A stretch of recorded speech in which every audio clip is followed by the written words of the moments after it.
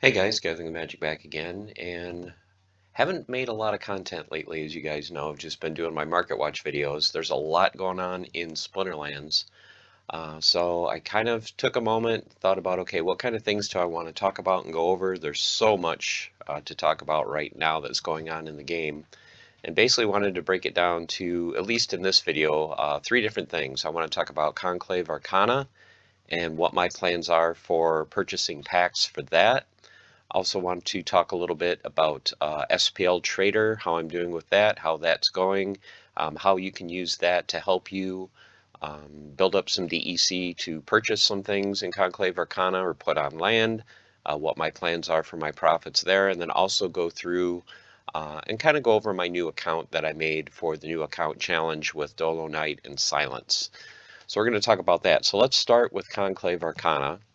So you guys know I was kind of privy to some of the insider information, couldn't talk about it. Now that they've spilled the beans, you know now that you can get max level cards and packs. This is huge. This is something that I talked about in town halls months ago, maybe a year ago. I'm like, hey, why don't you guys do some kind of a chase card? You know, how cool would it be to pull like a one-on-one tofu or something cool out of a pack? I just saw what it did for the sports cards industry back in the 90s. I was a big football card collector back then, and one of the things that really exploded the sports card market was when Upper Deck put in the first jersey card. And it was for, I believe it was for a Joe Montana jersey piece. Now, this had never been done before, and the market went nuts. Once people realized, hey, I can get a piece of jersey actually worn by Joe Montana in a pack, you know, for $2, hey, I'm going to do that. So packs sold like crazy, and I'm like, the same thing's going to happen here with Conclave Arcana. You know, the ability to spend $4 for a pack and pull one of these beautiful max level cards is going to sell a lot of packs. Now, I wish they would eliminate the card burning mechanic because I think it's going to cost them a lot of revenue, but it is what it is. And the good thing about it is, hey, it's going to make these cards, I think, even more valuable and the packs more valuable over time. Um, they're going to sell, what, 5 million packs? They're probably only going to sell, I would think, at most, because of the burning mechanism, 2 million, which is still amazing. But the fact that you're going to burn, you know, up to 15,000 packs a day, you know, you're not going to sell consistently 15,000 packs or more every day for 300 days. You're going to have highs and lows. So the bad thing is they're going to miss out on a lot of potential revenue, especially with all the new players coming in. The good thing is it makes these cards even more scarce and desirable. Now, just going over the odds, I kind of did some math off air. If they do sell every pack and you get them at these odds, you know, not factoring in the midnight potions, it looks like you're going to get somewhere around 250 max copies of each. Now, I don't expect more than maybe 40% at most of these packs to sell, especially the more expensive Alchemy and Legendary. There are a lot fewer, but they're still so much more expensive than the standard packs. I'm thinking you're probably going to sell maybe about a third. So you're going to look at, there's probably going to be, I would say safely, 100 or less of each of these cards when all is said and done. Simply for, you know, some people are going to hold packs, a majority of them are going to be burned, you know, a ton of them are going to be open, but still these cards are going to be super desirable, super expensive, and I'm telling you right now, if anyone puts any of these on the market for under $50, it's a big mistake. Simply because of this right here, the base production point multiplier, same as beta cards. So if you wanted to get a max beta card, and let's go over to Splinterlands, let's go to the market, let's go to card sales, go to beta, just look at core and reward. Let's look at just regular foil and just a common. Let's go by price and max level. So right now, the cheapest commons that you could get maxed beta is about $30, 30 to 40. And as you can see, it ramps up to the higher end where you're over $100. So let's figure just somewhere in the middle. So I would say at least $50 should be the price.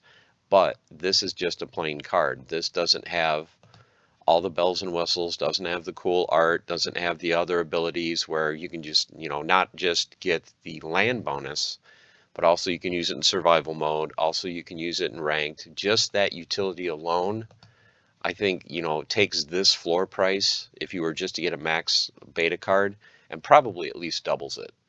So just pricing, just me personally, I would value the commons at least $100. And then just looking at the other rarities, I would say, scaling up from there, I would say the rares should probably be 125 to 150, epics probably 200, and the legendary is probably 300 plus. That's just a very rough ballpark estimation of what I expect these cards to be worth.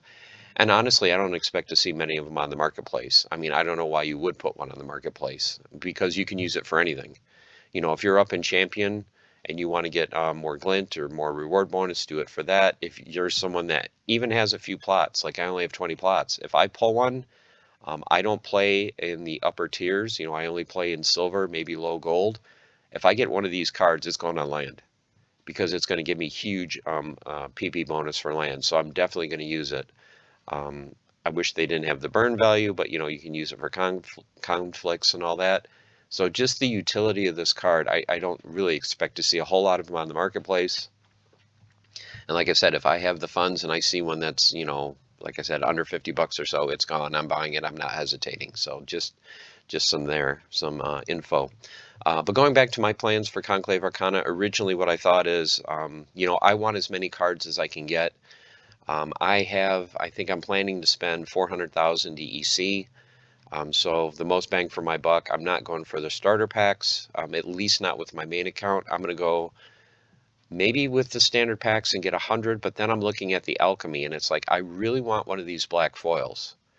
So if I can get 1 in 80 odds of getting one, and then if I can use midnight potions to basically double my chance, so now I'm looking at 1 in 40.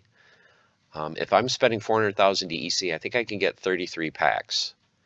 So if I can get 33 packs, come up with the midnight potions, I've got probably a 75% chance of pulling one of these things, which is awesome. So I definitely am going to get alchemy packs, but I think what I'm going to end up doing in the beginning is just go for the 100 standard. I'm going to give 50 packs to my wife. I'm going to keep 50. We're going to open them. She's the lucky one. She won't need midnight potion. She'll get a black foil card and she'll rub it in my face, and I will be so happy for her. So that is my plan for Conclave Arcana. We're going for 100 standard packs, and then the DEC that I get from, and this ties in nicely to the next point, SPL Trader, I'm going to start putting that into land and into alchemy packs. So SPL Trader, in case you guys didn't know, this is a site, I believe it's been around for a few months. I think late last year it was launched. It's kind of a bot trading program where they buy and sell cards off the market. And the cool thing about this is what he does is if you stake your DEC on this site, they use this DEC to buy cards. So basically, the more DEC that he has to work with, the more cards he can buy, flip, get profits, and then the profits are split with the people that stake the DEC. So he keeps 40% profit, and then the other 60% he will distribute that every day based on your share. So I don't know if you guys can see the pop-up, but like yesterday, DEC profit was 111,000.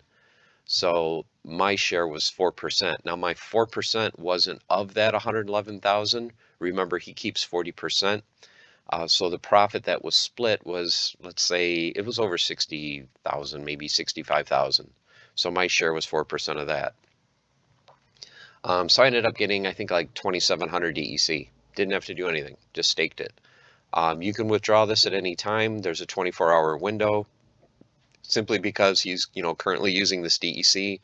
So it'll take, 1 day, 24 hours to get your DEC back. Now I did take out a little bit on, what day was it? On the 12th, I did a withdraw. I had made 13,000 DEC profit up to that point. I took the 13,000 out and went and I bought, I think I got a little over 1,000, close to 1,100 SPS.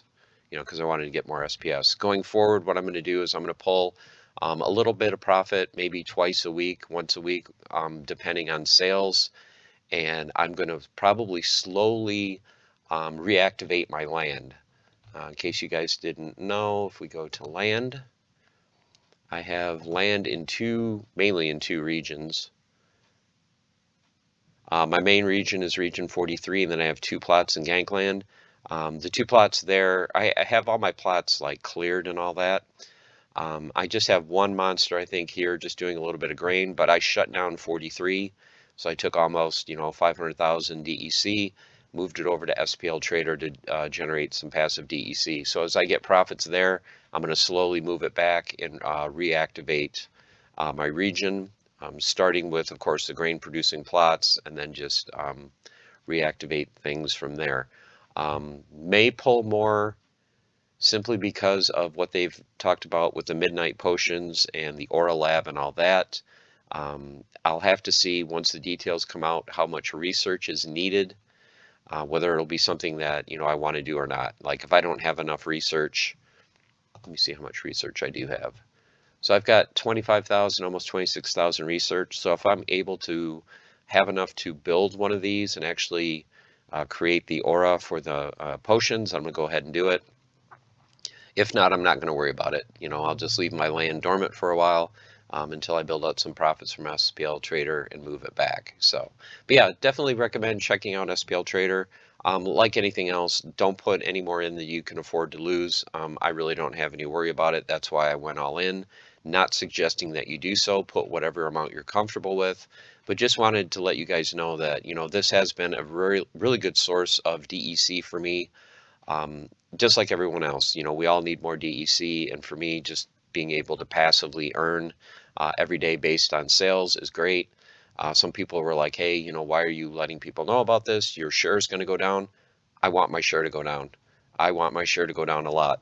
And the reason being is if my share goes down a lot, that means that a lot more people are pumping a lot more DEC in it, and that's why my share is going down, which probably means he's going to be selling a lot more cards because he's going to have a lot more DEC to work with. So if my share goes down to 1%, that's great. And, daily profits go from 100,000 to 500,000 or more.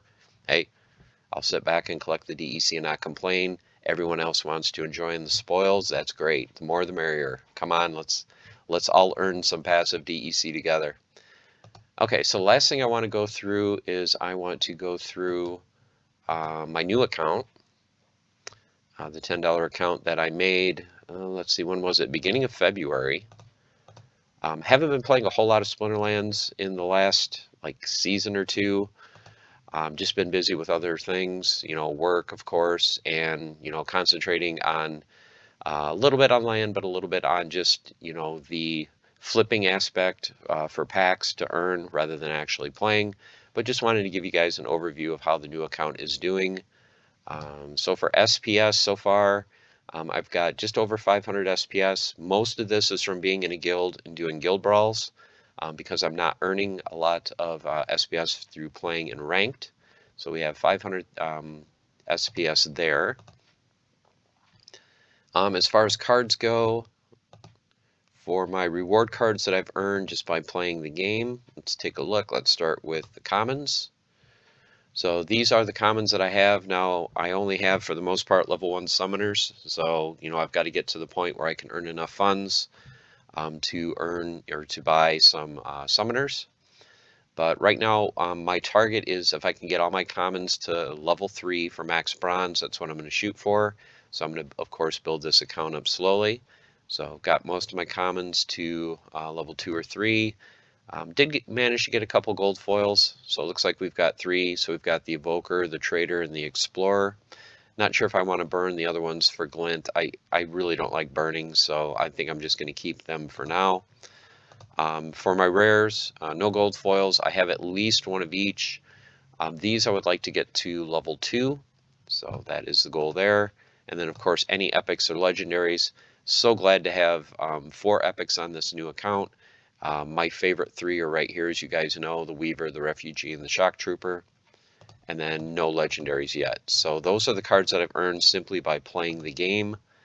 As far as core, did I buy any promos? Yes, I did buy a Mana Warden. Being able to play a card in 2 different splinters, and this card I think was like 20 cents, to me was a no-brainer. And there's so many combos that you can have with this card and other cards. So definitely a must-have card is the Mana Warden. And for core, these are the cards that I have purchased. For summoners, my big purchase on this account that took basically half the funds that I had built up was Brewmaster. I wanted a gold foil for the 10% bonus, and I want these common ones because they allow you to play 2 different splinters, which for the way I'm building it, this account is huge. So right now with the summoners I have, I'm able to play any splinter. And the next phase, like I said, is I need to get these to level 3. So it's just a question of, these are 30 some cents a piece. Do I want to spend $4 to try to get one to level 3, or do I want to just save up and see if I can snag a deal and get a gold foil? So that's how the summoner is looking. Let's look at just the commons. So you guys can see the cards that I've purchased. Let's just go to owned. So these are ones that I've bought so far. A lot of commons, of course, and maybe just a couple of rares, just to get the collection started. So going forward, of course, you want to get your summoners higher level. What I would like to do is be able, and these are just the 2 rares that I have. What I would like to do, but of course funds being an issue on a account where I can't put any outside money, is I would like to be able to get 1 core card for commons and rares. So if I can just purchase at least 1, just to play, that's the main goal. Yes, you do need to get your summoners level up, and I will be doing that. But I think at first it's like I just need the cards to play. Most of these are pretty affordable. Moxie and Rebel I saw had a huge spike yesterday. It was up to $6, and now it's down to 3.5. Okay, Vower put a bunch up at 350. Because last night, yep, this is where I saw it last night. It was like 649 and above. So Andy put a couple at $6. Splinter Fan put one at 4. Andy put another one in at 390. And then, there's just a ton that got listed at 349. But that's the plan for the new account. Like I said, flip packs, get some DEC. If I had enough DEC here, I would put it in SPL Trader. But just having a couple thousand, I'm really not going to earn much. So I'm just going to concentrate on what I've been doing, flipping Chaos Legion packs, getting a little bit of DEC, and then just purchasing, some, 20-cent cards or less, and slowly building up the account that way. Okay, guys, there you have it. So, yep, super excited for Conclave Arcana. I have been part of the playtesting groups. I kind of have seen the cards and know how cool the set is. You guys are going to be super excited. It's going to be very intricate. It's going to be very interesting to see the new meta evolve with a lot of the new abilities. Like I said, I expect pack sales to be great for Conclave Arcana. Like I said, not a big fan of the burning mechanism for packs. I still think the pre-sale standard packs sell out. Alchemy and Legendary won't, simply because of the price point, but I think they will sell well. And going forward, like I said, overall, I think they're probably going to sell 1.5 to 2 million packs. They would sell more because of the burning, with the burning mechanism. If that was gone, I think they would sell probably 3 million plus of the standard packs. But we'll see. We'll see. I expect a lot of people to come in and buy packs. And I think, as you guys can see from just the SPS price, things are really starting to take off. What is it up to now? 1.3. So we've doubled the SPS price in the last, couple weeks. So exciting times here in Splinterlands. Glad you guys are part of the journey with me. If there's any questions, any comments you guys have, any video topics you'd like me to cover, go ahead and leave that in the comments below. If you are a new player, if you check out my channel, I do have a new player guide where I'm going over this account, how I started from scratch, how I'm building the account without putting any outside money into the game. It's a little bit more elaborate, but it can be done. I'm also going to go through with this new account some options. Let's say if you only want to spend $10 a month going forward, what I would concentrate on and what cards I would pick up. So if you're a new player, I will put a link in the description where you can join for free if you want to check out Splinterlands, and I will be here to answer any questions you have and maybe delegate you some cards. So shout out to all the new players, new people watching. This is definitely the game and the community for you. So I hope you guys are doing well, and stay tuned for future, maybe new town hall formats coming out, and yours truly might be making an appearance, so stay tuned for that. Okay, guys, stay the course, keep on forging, and have fun. See you soon.